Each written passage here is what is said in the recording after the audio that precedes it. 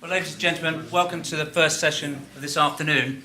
We're very fortunate indeed to have Andreas Schleicher, Director of Education and Skills at the OECD, to speak to us this afternoon. It was actually my deputy, Julian Gravatt, who likened the OECD to the FIFA of world education. But Andreas is emphatically not the Sepp Blatter. He is instead, I think, the trusted and respected, increasingly trusted and respected arbiter of good taste in national education policies.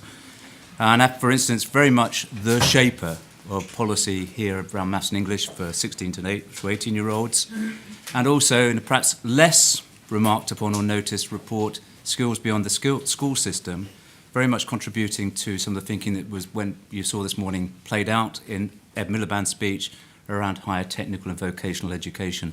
So a real privilege to have Andreas present to us today. Andreas, the floor is yours. You know, people ask what successful vocational education training looks like, and people start to sort of copy education systems that are doing a good job and generating the kind of skills that are good for employment. But it's actually very, very hard to do. And one of the reasons that makes this hard is that you really need to think in terms of systems. And that's what I really want to put the emphasis on in my presentation today. What are the kind of skill systems look like that give young people a lot of flexibility in deciding when they learn, where they learn, how they learn, and that actually raise the esteem of all the different pathways at an equal level. Skills are very important for everyone, but we have, I think, a good sense today that degrees don't mean everything.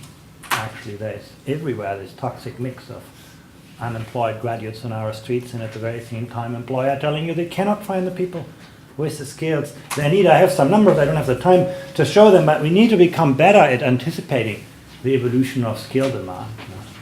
And one thing is clear, the world economy no longer pays people for what they know alone.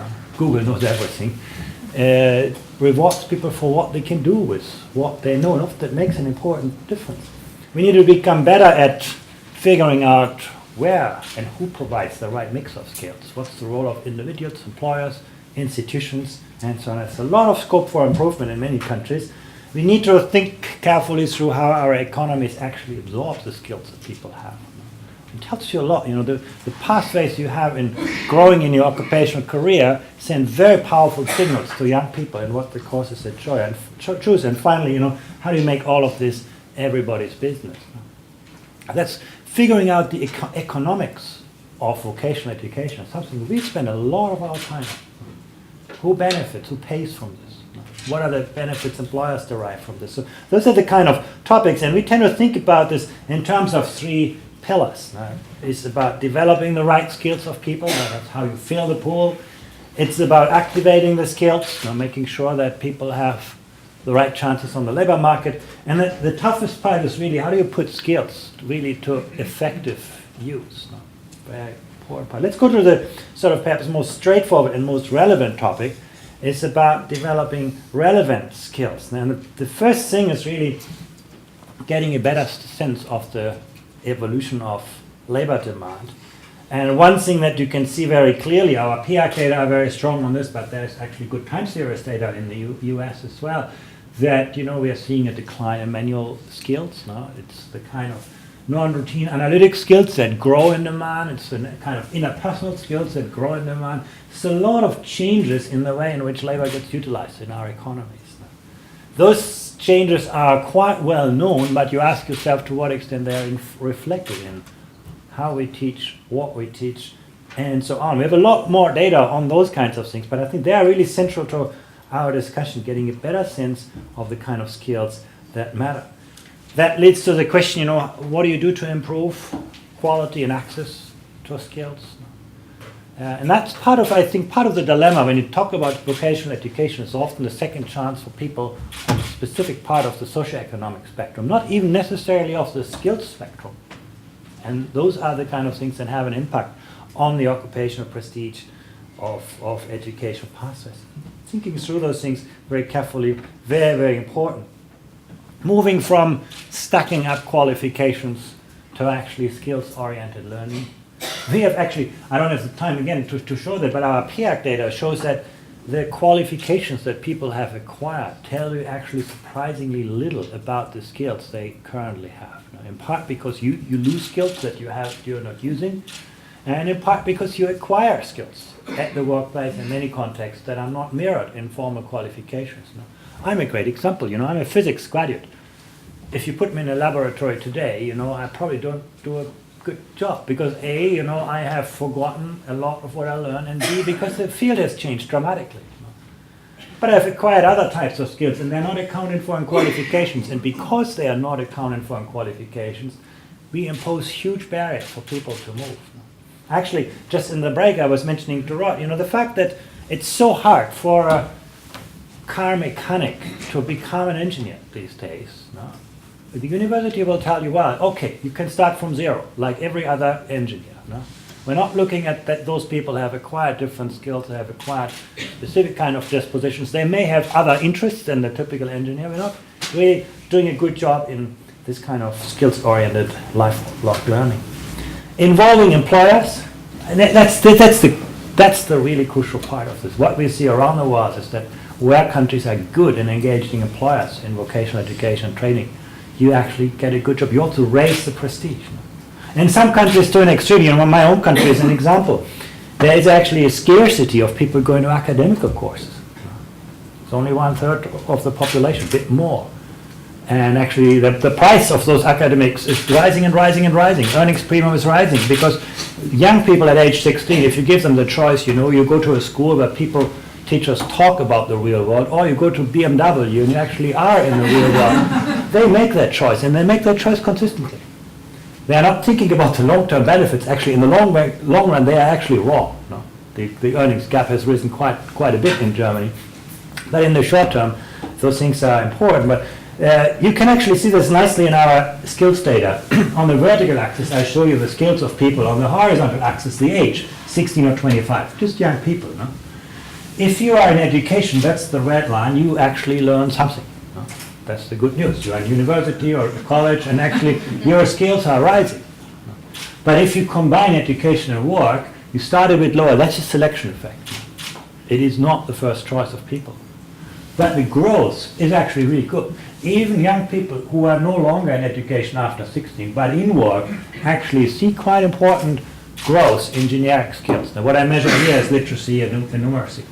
The people not in education and not in work actually see this downward slope, actually see rewards, which is why employers don't hire long-term unemployed, because actually there's a big deterioration of skills.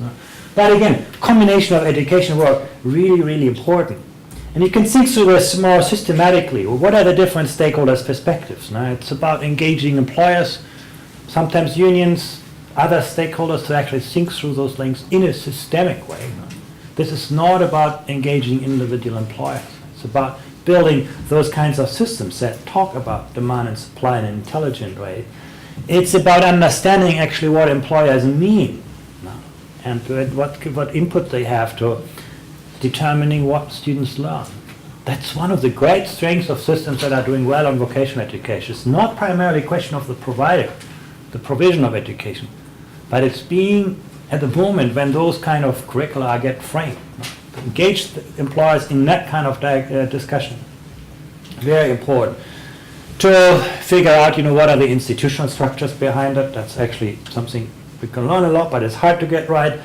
And then also to make sure that, employers, organizations, or whomever you get, actually speak for a lot of different people. The needs of big enterprises are very different from the needs of small enterprises. Now, the big enterprise, it's very easy to provide actually high quality vocational education and training.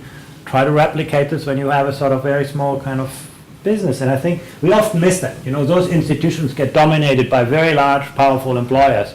And the people who employ most people don't have a voice. So it's actually hard to get right on this. But recognize that there are different incentives. If you ask human resource management people and employers, they talk all about these great transversal skills. But actually, individual employers hire different people. The same when you ask HR people and managers in the country, figuring out that this is the case. Same for trade unions. I think having a good understanding of what those incentive structures are is really helpful. If you get it all right, you actually then need to think about what's the role of government as provider, as regulator, in all of those elements. And it's actually interesting, if you take a country that is extremely successful in most of this, Switzerland, government is actually very, very strongly engaged in most of these processes. It provides the platform through which people talk. It provides most of the structures, a lot of regulation. Stakeholder perspectives. The other dimension I want to bring into this is, what does it mean to provide high quality vocational education and training? Now, first of all, it is having a really good understanding of the right mix of skills. We should no longer have this view that the world is divided between people who go to long academic courses and then other people who learn everything with their hands. That's the world of the past. Even if you're a professor of philosophy these days, you will have to manage projects. You'll have to work with people. You need a lot of very applied skills. And then if you look at people in the vocational sector, the biggest scarcity is high-level transversal skills. And you can see this when industry changes. How do you ensure that those people actually grow into the next industries rather than losing their jobs? In the manufacturing industry, you can observe that really, really well, where those transitions are well managed, that actually people have the foundations to build the next skill set as opposed to just getting out of this. It's about, and I think one shift that you could see from the first slide very clearly is there's a clear increase in the demand for generic transversal skills. Less on the occupational specific profile. And again, when you think about vocational education, that's very tricky because your employer actually obviously derives benefit from the occupational specific skills you have in his or her job. Investing in people's generic skills, it's a different question. But I think getting that at least conceptually right is really important. Career guidance. Now, who tells people the truth about, A, what is needed, B, what they are good at or can become good at? And actually, when you think about this, we are not particularly good. There are several dimensions to this. First of all, it's about effectiveness. It's about recognizing that, job profiles change very quickly, and the only way you can make that work is by getting people from the real world providing the career guidance. That's the sort of capture you get into when you leave that role entirely to teachers in schools, that it's very, very hard for them actually to follow this rapidly evolving demand for skills. Very key to this. Well, we always get criticized or questioned on this, but I think it's really important having a coherent, independent, and comprehensive guidance profession. People that are not directly part of the industry and not directly part of the education institutions. Having a good qualification system for career advisors. And also, again, independence from the institutions in which these people are based. And it's almost, I remember having sort of school psychologists doing career guidance is almost the worst thing that we can do. But it's very, very common still. If you think sort of the people who actually tell people, I think, and we have studied those things. And then, providing support, the guidance, the resources with all of this. That sort of helping people to make the right choices is a very, very effective way of investing resources. So I can't sort of emphasize this enough. This comes through in almost every of our country studies as a big part of that equation. It's about, there's a dilemma. You want the people on the industry who actually provide the training to be great pedagogues. You want them to have pedagogical skills. At the same time, you want the teachers in the formal institutions to have a lot of real-world experience. And getting that right is something that many countries struggle with. Having teachers that are actually very, very good in the industry in which they are operating. And again, that also brings me to the next point, maximize the use of workplace learning. It's again one of those lessons that comes through every of our country studies. You can't almost overemphasize workplace learning. The more, the better. You think about your school and work, but we actually see that the workplace is a great way to educational attainment. And getting sort of a workplace that actually encourages both employers and students to participate and so on. Right balance with other types of provision, close integration of the school and work-based components, all of those things are ones that we find really crucial. Using effective tools to engage the stakeholders and promote transparency. I already talked about this, and if you get all of that right, that seems to be sort of the ingredients of strong vocational education across countries. It's also one that is actually high in academic prestige. I mean, that's really interesting to see that there are countries in which vocational education is at least as prestigious as academic qualifications, and that's similar outcomes. I want to go through this rather quickly, but the second part I'm actually going to skip. That's basically how do we activate the skills that people have. More important in terms of employment policies and basically education policy. Just very briefly on making sure that skills are actually effectively used. This is sort of showing you the link between skills match and earnings outcomes. If you have great skills, as we measure them, and you have a great job, no? You're on the green line, you start well in your earnings, and you earn more and more as you become older. No? High skill match is a great situation for individuals, and it's the only area where high-wage economies like the UK actually make money these days. No? And you can see those situations both from the vocational pathways and the academic pathways. If you have a skill deficit, that is, you do not have the skills that are actually needed, it's good for you too. No? You start not as high as the green ones because, you know, your employer is not going to pay you for skills that you don't have. That's quite easy to understand. But you grow. But when you actually have skill surpluses, that's where you get into trouble as an individual and as an economy.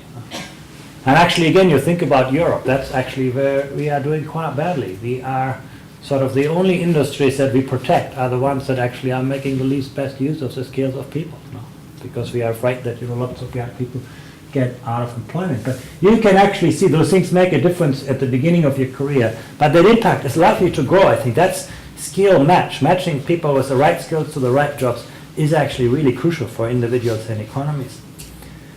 What we can do is to provide better information about the skills that are needed and that are available. And this is actually an interesting chart. If I look at qualifications match and mismatch, I can actually say that in the UK, there is about 30%, more than 30% of the people who are overqualified, who have better qualifications than what we actually need. Now, some people have jumped to the conclusions, oh, we are educating people too much, more than is needed. That's actually wrong. When you actually look at the actual skills people have, you can say there's less than 10% of the workforce in the UK that have better skills than what they need for their job. Very, very important finding that we have a signaling problem here. We don't have a skills surplus. In fact, I read this chart in the opposite way. Basically, what this tells you is that your economy, or most economies, are highly constrained by the skills that are available. If you add more skills to this pool, you could assume that they get absorbed equally well, and you could raise productivity by a large margin. But that doesn't work when you just look at simple qualifications. No?